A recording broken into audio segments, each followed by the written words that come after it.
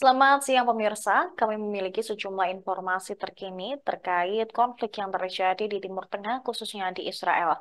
Pemukim ilegal Israel dikecam karena telah mencoba membakar mobil di pinggir jalan kota Al-Sawiya, Palestina, di selatan Nablus di tepi barat yang diduduki pada Kamis kemarin. Sumber media lokal juga melaporkan bahwa para pemukim menulis ancaman pembunuhan di dinding rumah warga Palestina di situ. Beberapa warga Palestina telah terbunuh dalam serangan-serangan ini, sementara para pemukim juga menyerang properti dan membakar mobil. Awalnya mereka memperluas wilayah dengan mendirikan pos terdepan di kota Al-Bireh di tepi barat pada Kamis kemarin. Kepala kota Sa'el Kanaan mengatakan tentara pemukim Israel melakukan berbagai upaya untuk menguasai sebagian besar wilayah kota tersebut. Dia menjelaskan pos ini dibangun oleh pemukim Israel tepat di atas tanah Palestina.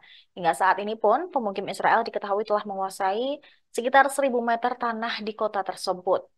Kanaan mengatakan pemukim Israel juga telah mendirikan 5 pos terdepan di kota Burka, sementara 3 pos lainnya didirikan oleh pemukim Israel di wilayah tepi barat lain. Adapun 9 pos tersebut didirikan di tepi barat secara diam-diam oleh pemukim Israel sejak perang.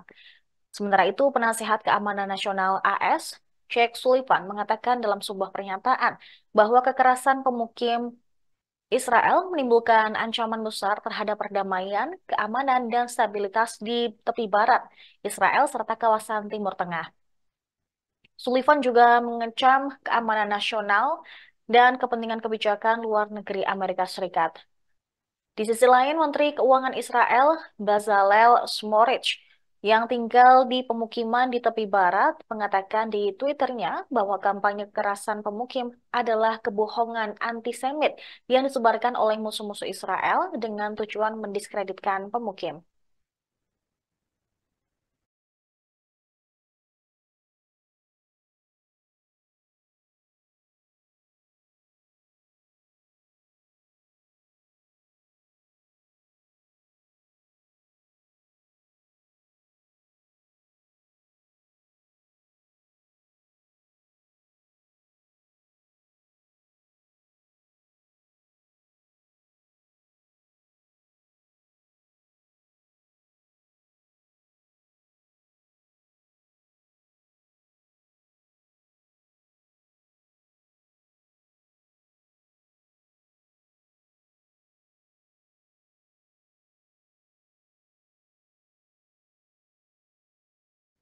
Presiden Amerika Serikat Joe Biden memberikan sanksi kepada para pemukim ilegal Israel yang menyerang warga Palestina di tepi barat pada Kamis kemarin.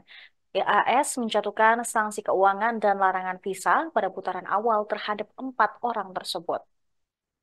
Dilaporkan oleh The Guardian pada Kamis 1 Februari 2024, diketahui pemukim ilegal Israel ini menyerang atau mengintimidasi warga Palestina di tepi barat. Dua pejabat senior pemerintah AS mengatakan mereka menyita properti warga. Keempat orang tersebut juga terlibat dalam tindakan kekerasan serta ancaman dan upaya untuk menghancurkan atau menyita properti warga Palestina. Pemerintah tersebut membekukan aset-aset di Amerika Serikat, di mana aset tersebut milik orang-orang yang dijadikan sasaran dan umumnya melarang warga AS berurusan dengan mereka. Departemen Luar Negeri Amerika Serikat juga telah merilis identitas dari 4 pemukim tersebut. Mereka adalah David Chai Chasdai, Einan Tanjil, Shalom Zehrichman, dan juga Yinon Levy. Departemen Luar Negeri AS mengatakan Chasdai memulai dan memimpin kerusuhan yang melibatkan pembakaran kendaraan dan bangunan, penyerangan terhadap warga sipil Palestina, dan menyebabkan kerusakan di properti di Huwara yang mengakibatkan kematian seorang warga sipil Palestina. Sementara Tanjil dikatakan telah menyerang petani Palestina dan aktivis Israel dengan batu dan tongkat. Sementara Zerchman menyerang aktivis Israel dan kendaraan mereka di tepi barat, menghalangi ketika mereka melintasi jalan dan berusaha memecahkan jendela kendaraan yang lewat yang berisi aktivis di dalamnya. Departemen tersebut juga mengatakan Levy memimpin kelompok pemukim yang terlibat dalam tindakan yang menciptakan suasana ketakutan di tepi barat. Ia mengancam warga sipil Palestina dan Badui dengan kekerasan jika mereka tidak meninggalkan rumah mereka. Bahkan, dia juga membakar ladang warga, menghancurkan properti mereka. President Biden and Secretary Blinken have been clear that the levels of violence we have seen in the West Bank over the past few months are unacceptable. Violence in the West Bank surged to alarming levels in 2023. This includes unprecedented levels of violence by Israeli extremist settlers targeting Palestinians and their property, as well as violence by Palestinian extremist militants against Israeli civilians. Earlier today, the President issued a new executive order establishing U.S. authority to impose financial sanctions against foreign persons engaged in actions that threaten the peace, security, or stability of the West Bank. Under the authority granted by that order, the State Department is today imposing financial sanctions on 4 Israeli nationals for their destabilizing acts in the West Bank. Today's action follows on the step we took in December to impose visa restrictions on dozens of individuals for contributing to violence and instability in the West Bank. There is no justification for extremist violence against civilians, whatever their national origin, ethnicity, or religion. The President and the Secretary have both raised our concerns with their Israeli and Palestinian counterparts about the level of violence in the West Bank and stressed that Israel must do more to stop violence against civilians and hold accountable those responsible for it. We continue to make clear that expectation to the government of Israel, and as we do, the United States will also continue to take actions to advance the safety. Pemirsa, Perdana Menteri Israel Benyamin Netanyahu membela pemukim Israel di tepi barat meskipun dikecam oleh banyak pihak. Netanyahu mengatakan sebagian besar pemukim di tepi barat merupakan warga negara yang taat hukum. Bahkan dikatakan banyak dari mereka saat ini bertugas dalam perang Israel di Gaza.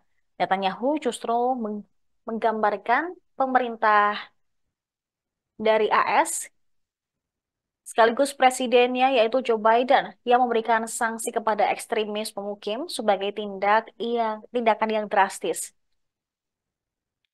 Banyak pernyataan dari para pejabat Israel yang pada dasarnya meremehkan kekerasan yang dilakukan pemukim di tepi barat terhadap warga Palestina.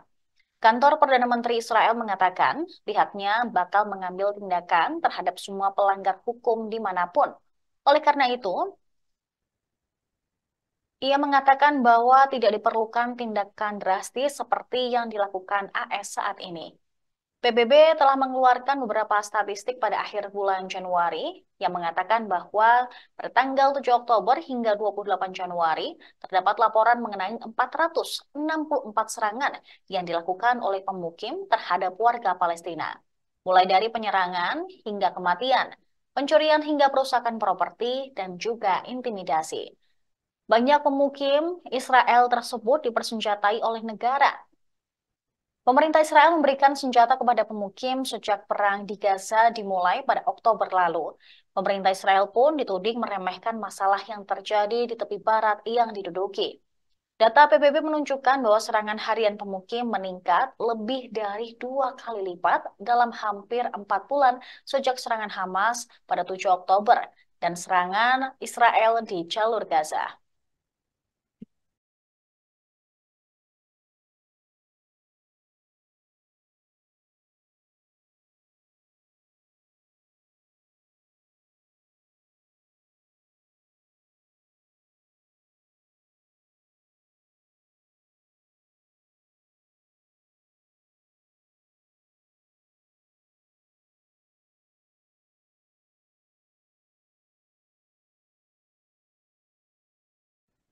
Demikian informasi saat ini, namun jangan kemana-mana karena sesaat lagi akan ada berbagai program lainnya hanya di Tribun News. Download Tribun X sekarang, menghadirkan lokal menjadi Indonesia.